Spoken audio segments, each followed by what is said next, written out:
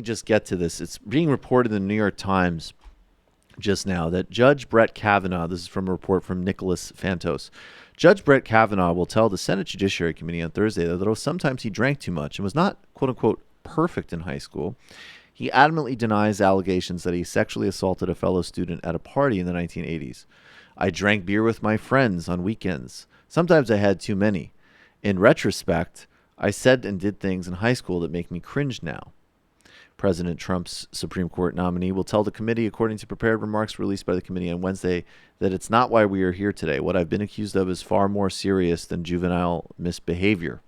I never did anything remotely resembling what the woman Christine Blasey Ford describes. See, what is also so weird about this, or not weird, but troubling and undermining, is, again, transparency at the outset. They clearly knew this was coming, which is why they had the 60 women and why all of these other things about coaching the basketball team and all of that stuff. They were preparing. I think that's very obvious. And we've already gone through the he actually did this, owned it, and moved. What if he said, you know, I want to be really clear that I lived a life and, you know, whatever, said some things I shouldn't have done, said some things I shouldn't have said, did some things I shouldn't have done. Grew up in a toxic culture. I've learned, I've grown, blah, blah, blah. Now there's a specific thing that's coming. It ain't true.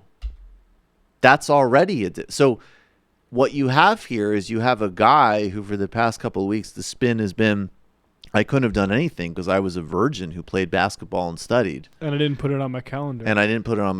And now all of a sudden we're in, you know, the thing that would have been a reasonable thing to say 10 days ago. Right? Like, that's the dissembling. And I have to say, like, you know, his response and how utterly creepy he was on that Fox News interview. Like, what was he thinking going on there? I have no idea, but terrible strategy. No rage. This is wrong. No. And no, like, I mean, which he already put himself in a box in with, like, either this happened, horrifying, grew, I get it, or look, there's a lot of terrible things going on. And I see it now, and it's clear. This isn't true. So to come with this spin now, especially now that we've, you know, obviously completely left the building in terms of, like, it was one incident. It was, you know, this and that. Like, now we're getting into, okay, this woman that Michael Avenatti has brought forward is accusing him of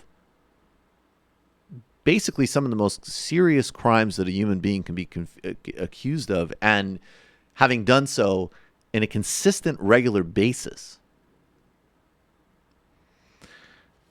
Perhaps, and meanwhile, which one is this one? This is a Trump saying GOP has been too easy. And this is, of course, and I think this is actually the message from on high, and I think there is structural reasons for this, as I said, in terms of protecting one of their own, whether that be men, whether that be aristocracy, whether that even just be registering the broader point of F you for this structurally misogynist party. This is Donald Trump. He's saying Republicans have been too easy on Dr. Ford. You'll see it. Kavanaugh, the next section. What is your reaction to the woman? What is your thoughts on the woman questioning Kavanaugh's accuser tomorrow? Well, I think the Senate, the Republicans, could not be nicer in the way they're handling this. They could have pushed it through 2.5 weeks ago, and you wouldn't be talking about it right now, which is frankly what I would have preferred. But they didn't do that.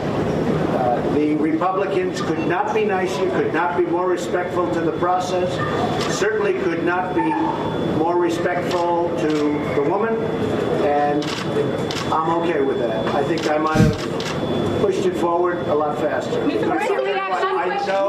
I know this particular man, Judge Kavanaugh. He's he's outstanding. You don't find people like this. He's outstanding.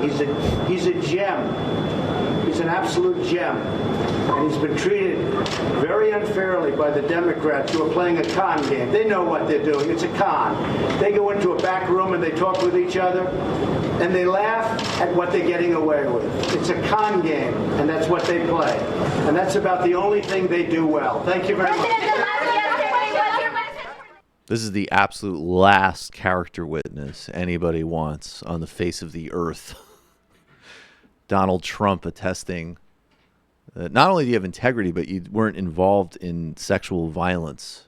He's a gem, okay? It's like John Gotti being like, this guy is definitely not a member of the mafia. I have never met anybody who's less involved in the rackets than him. I guess, yeah. Chuck Schumer's just like, did you read the Julia Swetnick statement? And we left, and we left, and we left.